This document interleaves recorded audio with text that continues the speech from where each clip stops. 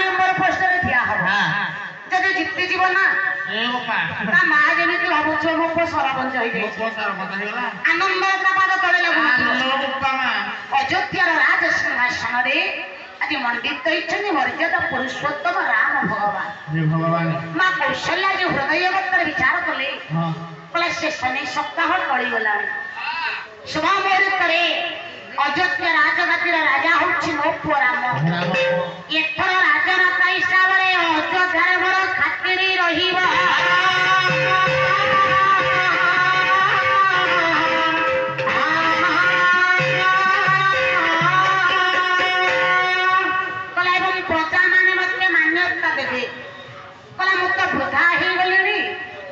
केते दिन बा बंचिनी ई बुढ़ा बयस इच्छा मु तुआरे के तीर्थ करबा को जान तीर्थ को जान के आजा कला जरी तीर्थ को जीवी केउं ठेकी आपण मान कर रामायण गोटा श्लोक प्रमाण कले कोन कहले कला खरपांच दर्शन सह जननी मति हरा पंच कई तीर्थ स्थान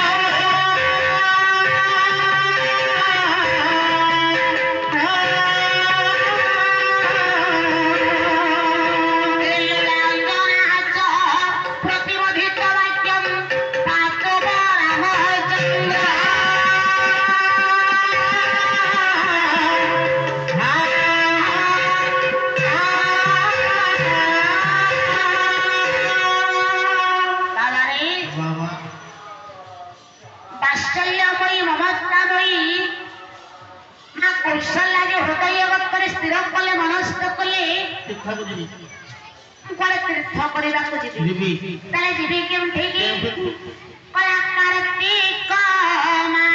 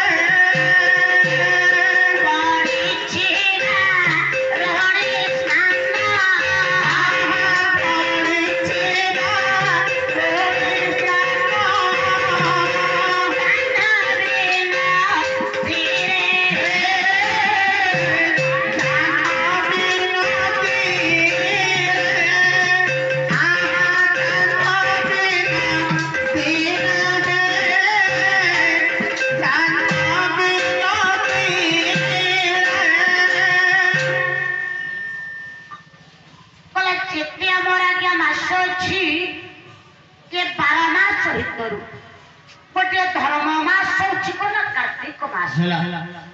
कार्तिक मासरे आमर कही कई माँ माने माल पंचुकर हविष्य व्रत को पालन करने श्रीक्षेत्र बोलते पुरी धाम को जानते कला जदियो कई श्रीक्षेत्र को न जाई पारती निजर ग्राम मध्य रही वृंदावती चौरामूल किंबा देवालय स्थान निजर हविष्य व्रत को पालन करते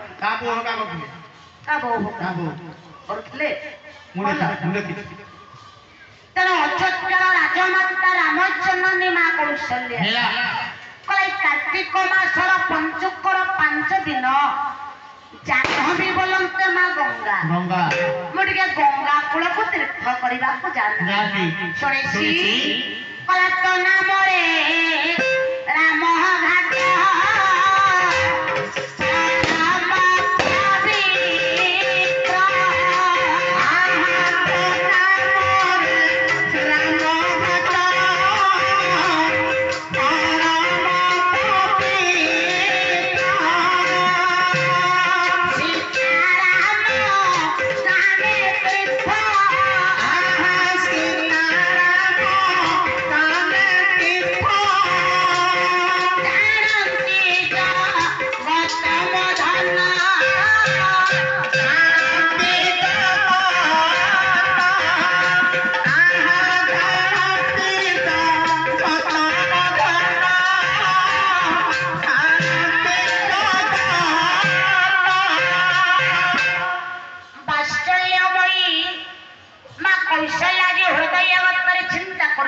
କଲେ ପଞ୍ଚୁକର 5 ଦିନ ରାମଘାଟ ପରମ ପବିତ୍ର ତୀର୍ଥରେ ନାରୀ ନରମାନେ ବୁଡ଼ ଦିଅନ୍ତି ପୁଣ୍ୟ ଅର୍ଜନ କରିବା ପାଇଁ।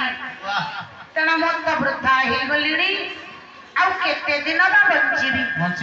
এই ବୃଦ୍ଧାବଳୀଶ୍ୱର ଇଚ୍ଛା ମୋ ପରାବକ ଯେ ରାଜ୍ୟଭାରକୁ ସମର୍ପିତ କରିଦେଇ ପଞ୍ଚୁକର 5 ଦିନ ଗଙ୍ଗା କୂଳକୁ ତୀର୍ଥ କରିବାକୁ ଯିବି।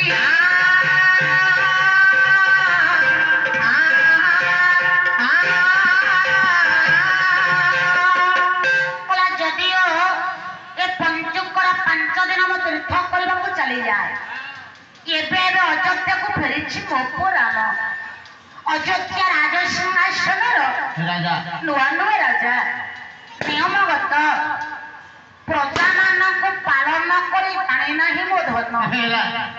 ଆଜ୍ଞା ଜଣେ ମା ନିକଟରେ ପୁଅ ବୃଦ୍ଧ ହେଇଯାଉ, ମା ଭାବୁଥିବ ମୋର ସେ କୁନି ପୁଅ ବାଳୁତ ଛୁଆ।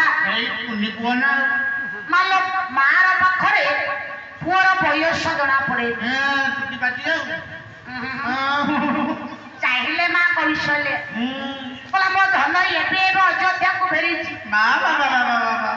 ନିୟମଗତ ପ୍ରଜାମାନଙ୍କୁ ପାଳନ କରି ଜାଣି ନାହିଁ, ନା ରାଜକାର୍ଯ୍ୟ ସଠିକ ଭାବରେ ସେ ବୁଝେନି।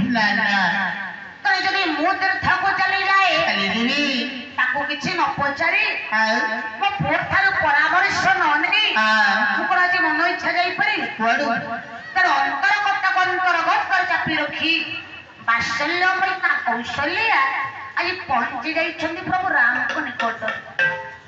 ସିଂହାସନରେ ବିରାଜମାନ କରିଛନ୍ତି ରାଘବେନ୍ଦ୍ର ସରକାର ମର୍ଯ୍ୟାଦା ପୁରୁଷୋତ୍ତମ